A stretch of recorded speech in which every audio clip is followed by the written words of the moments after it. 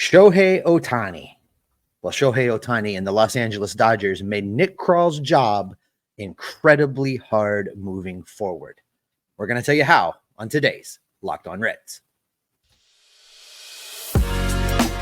You are Locked On Reds, your daily Cincinnati Reds podcast, part of the Locked On Podcast Network, your team every day.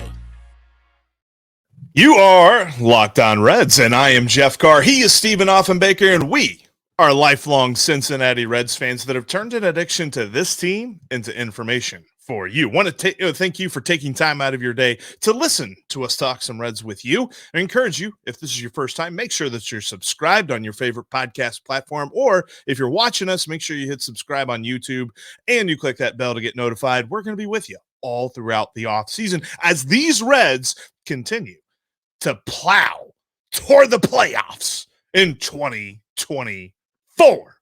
That's right. We said it. Playoffs. They got a lot to do to get there, though, Steve. And we are going to look at a couple of rumors that are surrounding what the Reds could do. We're going to look at a deal that the Dodgers made that the Reds missed out on, Tyler Glasnow. Did the Reds miss out on a guy that they were rumored to get? We're going to tell you why we don't think that's the case. But we're going to start first with the big deal, with the huge deal that has set the offseason in motion. As we're talking here on Locked On Reds, we're part of the Locked On Podcast Network, your team every single day. And every single day, we have seen different reports and things like this about the Ohtani deal for the Dodgers. $700 million. For 10 years, but that's not what it is, because there's lots of deferred money, there's lots of calculus involved, there's lots of things that make this a very, very big mess for the rest of the major leagues and for the Reds, really specifically, who are looking to add some pitching this offseason. Yeah, Jeff, this deal really just messes up Nick Kral's plans and messes up what this Reds front office was trying to do. To break it down just a little bit, I'm sure everybody's heard by now, Shohei Ohtani got $700 million over 10 years. But wait, there's more. Of the $70 million per year, $68 million of that money is deferred, gone to the end of the contract. So for the next 10 years, the Dodgers are paying Shohei Ohtani $2 million per year. That's absolutely ridiculous. It's a deal that is bad for baseball. It is a deal that completely just skews the competitive balance of what teams are going to be able to put on the field. It's a deal that the commissioner's office, had they had any backbone at all, should have voided. Because what this deal does now is it allowed the Dodgers to sign Shohei Ohtani. It allowed them to kick the can down the road about paying Shohei Ohtani. And then it allowed them to go give Tyler Glasnow an extension that we were looking at money that would probably go to a Blake Snell. That was Blake Snell money that they gave to Tyler Glasnow on that extension that they gave him when he came over by trade from Tampa. What does that mean for the Reds? Well, it means now you're going to have to pay a Blake Snell $35 to $40 million a year because they've set the market this high on starting pitchers now. It means that any team that wants to keep up with the Dodgers and try to sign a free agent is going to have to match this ridiculous money that they're throwing around willy-nilly because they don't think they have to face any of the consequences. This contract with Shohei Ohtani clearly goes against the spirit of the collective bargaining agreement and what was supposed to be done in an offseason. Did they break a rule? No, they didn't break a rule. But there is a clause where the commissioner can act in the best interest of baseball. This deal is not in the best interest of baseball. It's not in the best interest of these smaller market teams that are trying to compete. And it really, I think, derailed what Nick Kral was setting himself up to do this offseason. They're going to have to take a step back and regroup now and evaluate if they can even go get that frontline starter or if we're now in the boat where you kind of had us earlier, which is trade for a Shane Bieber. As much as I love looking back on Reds history, this feels like the modern day example of Vida Blue. And instead of blocking the deal, they let it go through. And we'll get to the Tyler Glasnow part of this because this is a huge part, and it's very important as to why the Reds didn't end up making the deal for Tyler Glasnow. But looking at the Shohei Ohtani of it all, and yes, the competitive balance tax number for the Dodgers is not $2 million a year for Shohei Ohtani. The $2 million a year is just what they're giving him. The competitive balance tax number I was looking is the median between 2 million and 68 million. It's coming out. I don't know. I think I saw the math was like 44 or 46 million. I'm not doing the math. I'll tell you that. That's not me telling you what the math is. If it's about half, they're going to be between 35 and 40 million dollars on the tax. So it's still high. But that still frees up a lot of actual cash on hand to give Tyler Glasnow and give Blake Snell and give whoever else you want to go and wheel and deal for, because you've got the money in your pocket. And what do the Dodgers have a lot of? They got a lot of cash. So this really helps them out. And the whole idea of this deal, like the $700 million, when we first saw that reporter, we're just like, as good as Shohei Ohtani is, he absolutely deserves that number. And we love that the Dodgers are now hamstrung with this for 10 years. And then somehow this whole loophole subversion thing, like, this is not a normal deal.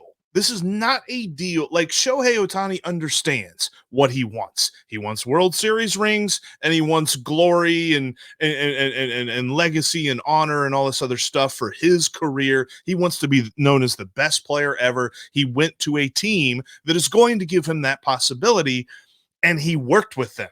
99% of players are not going to go through all of this rigmarole. 99% of player agents are not going to go through all of this rigmarole. But it caused this ability for the Dodgers to go get Tyler Glasnow and just completely reset that market, like you said. So with all of that, they're still in the Yoshinobu Yamamoto sweepstakes. They're still in maybe even going and getting Cody Bellinger. They still have all of this ability to continue to be the National League evil empire that the Dodgers have been. You know, granted, the only World Series that they've got out of all of this is the COVID season, but still, they continue to be that National League force because of how this deal worked in their favor. This is not a deal that the Reds would have done. I think the Reds, and we talk about this a lot, and I know that, you know, we've seen this, you've seen this on Twitter, we've seen this in the comment section. The Reds are done with the whole idea of deferred contracts. I really don't think that's something that they're going to do a lot of. Now the Dodgers are pretty happy with how this has worked out in their favor. The Cincinnati Reds, I don't think, will embrace another deferred money contract. I mean, obviously, King Griffey Jr. is the most recent one that comes to mind. He comes off the books, I think, at the end of this year, right? So this coming 2024. So the only way I could see this Castellini ownership group doing the deferred money is if they don't believe they're going to be around when the deferred money becomes due. And I firmly believe that there's about a 0% chance. I mean, it might not be zero, but it's less than 1% chance that the Castellinis are thinking about selling this team at all. There's nothing else that they could do that will make them as much money and give them as much prestige as it does owning a Major League Baseball team. So I don't see them. I agree with you. I don't see them doing any kind of deferred money moving forward. And I mean, just the sheer volume of what they're deferring. I know there are some rules when it comes to deferred money and them having to put up some money in a bonded format to guarantee that the payer gets played. So I don't know that the Dodgers necessarily have 68 of the $70 million to work with, but it frees up enough money to go get a pitcher or two. I mean, they could seriously still make a run at Blake Snell. They still have enough money floating around out there now that they could go and grab another starting pitcher and really screw up the market. Or maybe it's enough money to go bring Kershaw back. I'm not sure, but it gives the Dodgers really an unfair advantage and has them adding probably the greatest baseball player to ever play the game, and to do it very, very cheaply. And it really bugs me. I haven't been this worked up about another team's free agent signing in a long, long time. And this one ticked me off because, you know, it's not the anger of, oh, we didn't get the guy, or it's not the anger of, oh, he's in the National League, we're going to play them and it's going to be bad and all those things. It's not that. It's just what it does to the market itself by allowing the Dodgers to go not only make that deal, but make 3 or 4 more and just mess up everyone else and disrupt what everybody else is trying to do. And this was already a market that was kind of crazy anyway. We talked about, you know, the overabundance of starting pitching that was available, but the number of teams that were going after. I mean, the Royals signed Michael Wacha, for crying out loud. The Royals were in the starting pitcher market. If the Royals are in the market, everybody's in the market. And that is why this deal is so weird, and it has messed up just the Reds in particular, who are looking for that impact pitcher. Now, where are we at in the market? It's totally the Ohtani deal has totally messed this all up.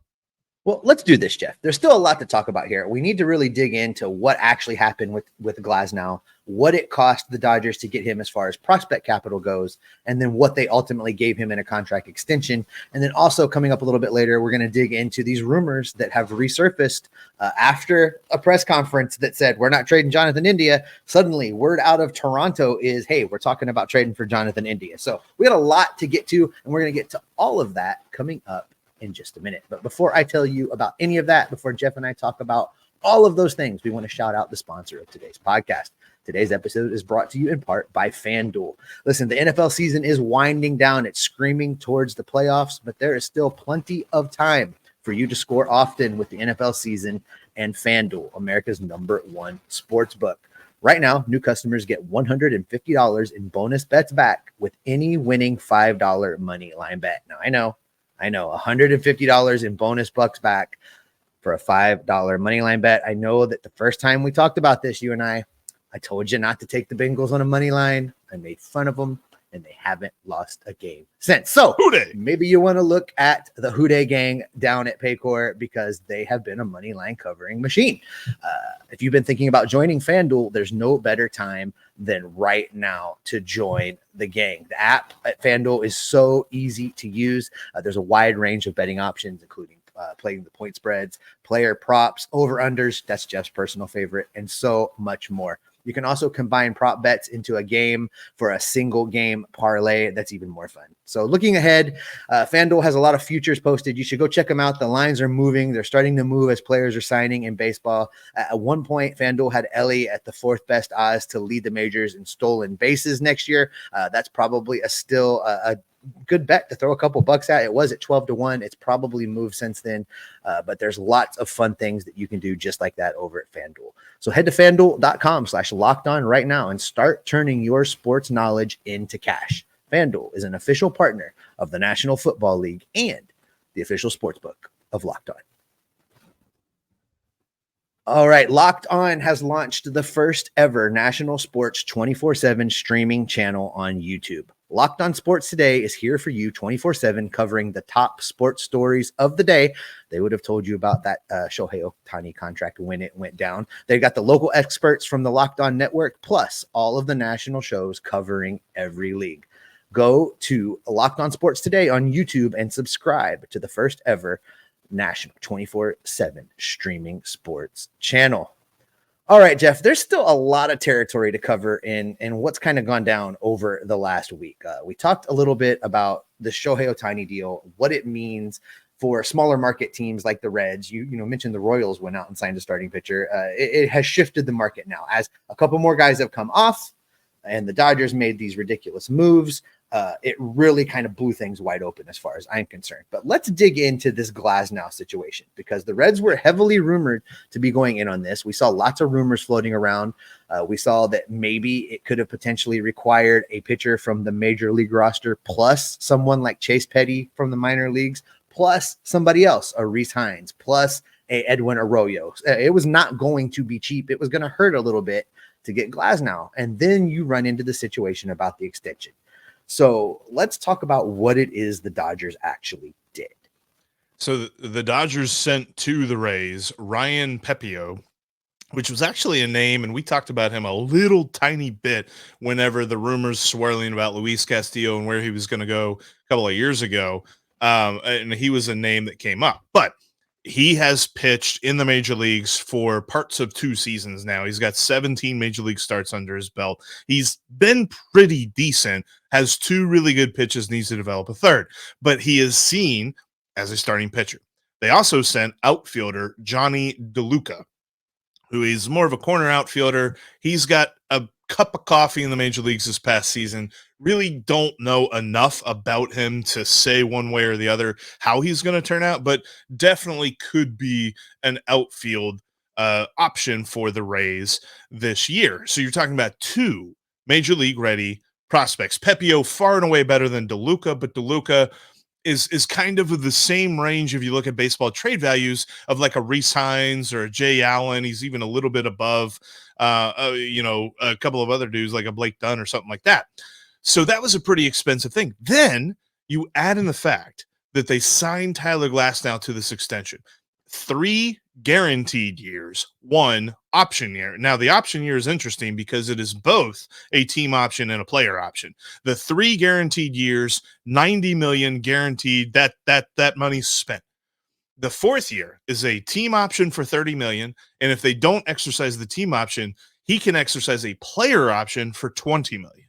So he is guaranteed over $100 million. And this is for a guy that has 21 starts last year, the highest he's ever had in his career. He's never had over 20 starts in any other season of his career, and really just became a full-time starter after being traded to the Rays in that ridiculously horrible deal that the Pirates made to get Chris Archer a while back. Yeah, I know our buddy Ethan over at Locked On Pirates loves to be reminded about that trade. But all of that is to be said, they are paying, and we said this, Blake Snell money for a guy who is definitely not Blake Snell. He's got lots of talent, but he's got lots of durability questions too. They did all of this to acquire him, and the Rays actually sent Manuel Margot, a veteran outfielder, if you don't know who that is, and they sent $4 million to cover Manuel Margot's salary in all of this so that the deal was complete. And if we look at baseballtradevalues.com, the Rays actually won this deal, $30 million to $21 million. The Dodgers actually took a loss on this deal. Yeah, they sent the Dodgers money. They sent the Dodgers money. That's the funniest part in all of this. But it's just this whole trade, the way that it goes down, and you talking about it, there was a rumor out there that Chase Petty was involved in this deal. A major league pitcher was going to have to be involved in this deal. We're probably talking about the Reds sending Nick Lodolo and Chase Petty, and maybe even more. Yeah, I think you're probably looking just where it ended up. You're probably looking the Reds would have had to send Nick Lodolo, Chase Petty, Reese Hines, and maybe something else. I mean, the Reds weren't going to send money, but maybe something else. I mean, clearly it was going to cost through the nose. And then the Reds were not going to give Glasnow that kind of money to sign that extension. So I just don't see. It's a $30 million a year gamble. Yeah. There's no way. So, it's disappointing because I really, truly believe the Reds could at least be in a conversation with a Blake Snell type pitcher on the free agent market. And for the first time in a long time, have a serious across the table conversation with the players' representatives and be like, listen, I know we're not usually here, but we're here right now. We've got this much money. Let's go. But now that money is going to be $35 or $40 million. I just can't imagine that Blake Snell is going to settle for the same money that what Glasnow just got. There's not less years no either. way. Yeah. And not for less years either. So this just torpedoes everything. And for everyone that's mad that the Reds didn't go make this trade, I mean, you really have to start looking at how you change out the parts. That comparison to what the Dodgers sent versus who the Reds would have to send, it is Nick Lodolo. It's not quite Hunter Green, but it is Nick Lodolo. It is Nick Lodolo and Chase Petty. I think those two pitchers, because of Nick Lodolo's injury history, the fact that he hasn't been able to put it together, I think you would have to send those two pitchers together to equal the one, plus add an outfielder to the mix. It just doesn't make good baseball sense once you reach that point, and it moves us away from looking at Florida and then back to looking north to Cleveland in the hopes that maybe a deal can be put together for Shane Bieber. Yeah, you're looking at Bieber. There's been some rumors of other trades, but nothing super like concrete. Some different pitchers that the Reds have been looking at on other teams that could be available, could not be available. It would be nice. I've heard rumors that the Mariners are interested in Jonathan India, but it's not like, I don't know. Like I saw this one, and speaking of our friends over at Baseball Trade Values, they talked about the Mariners sending Bryce Miller to the Reds, and I'd be all in on that. 25 years old, 5 years of control. That's the perfect situation right there. I don't think that's happening, but that would be nice. But we're talking about a market now that we firmly believed the Reds were in.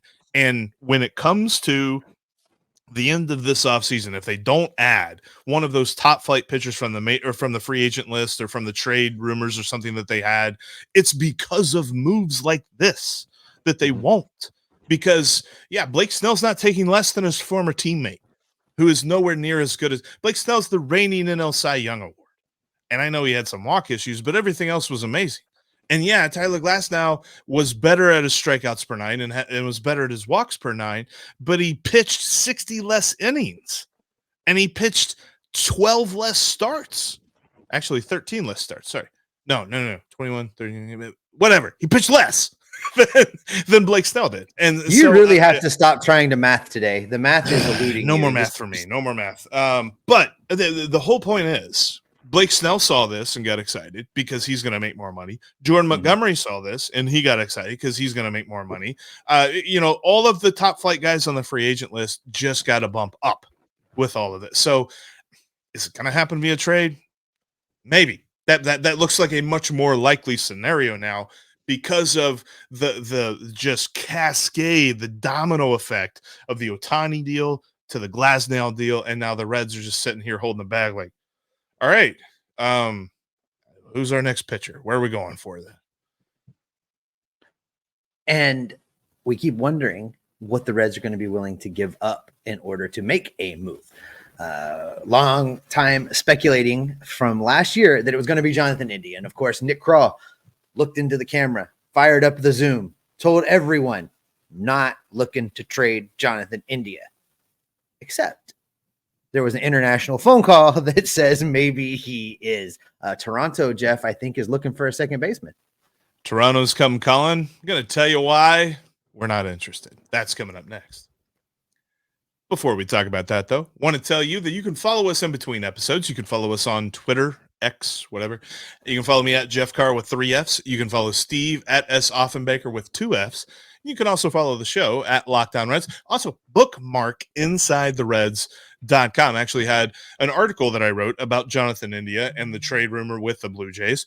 I angered an entire continent of baseball fans up in Canada. All the Blue Jays fans are now very angry with my take about that, but we're going to discuss that at length here. And you can see the written form of that on InsideTheReds.com. Make sure you bookmark that page. Also, join the Discord server, talking baseball all year long and in between episodes all the time. The Locked On Reds Discord server.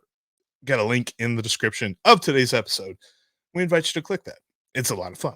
All right. So India to the Blue Jays, I'm not interested. Now, there's some guys, and I would like to talk about the options that the Reds have, should there be a deal. But I'm going to start with this because Toronto comes calling for Jonathan India. Nick Krall is not all of a sudden going to be adding players to this deal. This deal is for Jonathan India. It's not going to be a thing like, well, the Reds, boy, maybe they go get Kevin Gausman. Maybe they could trade Jonathan India and Edwin Arroyo and maybe some other prospect and go get Kevin Gausman. That's not what this is. This is, can we trade Jonathan India for Alek Manoah? Can we trade Jonathan India for, I don't know, maybe they want to reset at catcher and trade him for Danny Jansen and then, I don't know, add in Tyler Stevenson and get somebody else. Like there's, and they probably don't even do that. The thing with this is the players that the Blue Jays would want to deal and that the Reds would want to get just don't make sense for me to have them trade Jonathan India to Toronto. Yeah, I agree with you. I've been looking at this Blue Jays roster. In fact, I started looking at this Blue Jays roster when they officially announced they weren't picking up Joey Votto's extension because everybody, of course, wants Joey Votto to have this hometown reunion, right, with the Blue Jays. So started looking at their roster then. There does not appear to be a good match. You know, if they were to go and get a Gausman, let's back up and talk about that for a second, because I think you're right in that this is a deal that Krall wants to just be a Jonathan India trade if he's going to make a Jonathan India trade, and Jonathan India is not going to get you a Kevin Gausman. But what if that's the offer? I'm just curious. I want to throw out that. No. But what if Gausman is the offer? What if they do come at Nick Krall with an offer of, say, Jonathan India, Chase Petty, and a something for Kevin Gausman. Are you interested in that deal? I don't know that I'm overly excited about that deal or about getting Gausman. Yeah, we're talking about Gausman probably being on the other side of his prime, so I don't think so. It's also really random too. We're talking about Kevin Gausman, who was a Red. What was that? 2018, 2017. Yeah, way back. That god awful year, I think. 2018. By the way, thank you, Toronto. You're welcome. He rehabbed here in Cincinnati and figured out how to be a starting pitcher, then went to San Francisco, then got all that money that you gave him. So you're welcome. But no, like the deal here is it's not going to be Gausman. Gausman is their guy, and I think that's who's going to lead their pitching staff alongside Yusei Kikuchi and all those different guys. The deal for me is India, and a 1-for-1 swap, at least according to baseball trade values, would be for Alek Manoah. And actually, Jonathan India is a little bit more valuable than Alek Manoah. Alek Manoah 2 years ago was a 4-win player, had a 2 ERA in 32 starts. Last year, he was a negative WAR player with 19 starts at a 5.8 ERA, and the peripherals that I like to talk about sometimes and say whether a player was lucky or unlucky actually said he wasn't unlucky at a 5.8 ERA. His xFIP was a 5.8 as well. So, I mean, he had a strikeouts per 9 of just over 8, a walks per 9 of just over 6. There was a lot there that it's like, okay, could he be a bounce back candidate? Yes. We really going to bet Jonathan India on that? I don't want to. Here's the thing. I think and continue to think that the Cincinnati Reds have overvalued Jonathan India. And I would be willing, I think, to make that trade straight up in the hopes that Derek Johnson could get that walk rate down, could work and with the numbers and get him back to the 2-year-ago form. If you end up bringing in a 4-WAR starting pitcher for just Jonathan India, you're going to be a gosh darn hero around here. So I could see that being, I could see that being some kind of move. I can see it, Jeff. But at the end of the day, I don't think that would be the move. I don't think there will be a move. I just don't think Toronto is a natural fit as a trading partner. I would expect to see other deals in place. I don't know if you can do something with India being included in a potential Beaver trade. But for me, I just don't see a fit. I think on the Bieber note, actually, baseball trade value says that would be a huge win for Cleveland if the Reds traded Jonathan India for Shane Bieber. I think it's interesting. There is a section, and most of them are on X, of Reds fans that believe Jonathan India isn't worth a bag of baseballs. And first of all, you're wrong. He is. He's going to bounce back. But I think that there's just so many scenarios that we keep looking at. We look at him to Toronto. We look at him and if he could bring back Bryce Mitchell in some sort of trade package with the Mariners, I'm all in on that. I love that idea. But, he's not going to be a huge part of a Dylan Cease trade. You need a lot more than just him. And with the trade that Tampa Bay just got for Tyler Glasnow, I think Dylan Cease became even more expensive. So on the trade market. So I think that's probably out of the possibility for the Reds now. There's just so much here that it feels like every time we talk about a Jonathan India rumor, I come back to the same conclusion of he's more valuable in Cincinnati than he is bringing someone to Cincinnati, because I just don't see it. Alek Manoah maybe, but Nick Krall said at the beginning of this offseason, he says we are getting proven talent. We are not getting reclamation projects. And Alek Manoah, although he's not a waiver claim, he's a reclamation project. That's a fair point.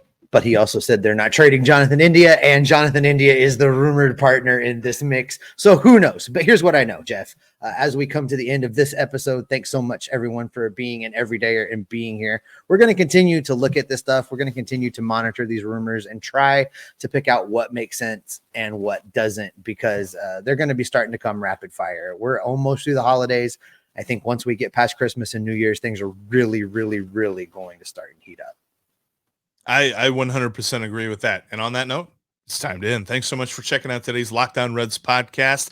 Coming up on tomorrow's show, I'm going to be solo. Steve is going to be traveling, and we are going to continue to look at these rumors and try to unpack what you can believe, what you should worry about, and what you should just forget about. Because with all these rumors, it just feels like you have to worry about all of them. You don't, and I'll tell you why. But until then, what can they expect from you and me, Steve? We're going to keep monitoring those rumors. We're going to keep our eyes on the transactions. We're going to keep our eyes on potential trades. We're going to gather up all the information we can. We're going to bring it back right here to keep you locked on Reds every single day. Maybe I could put you in the trade. Jonathan India and Jeff Carr for Pedro or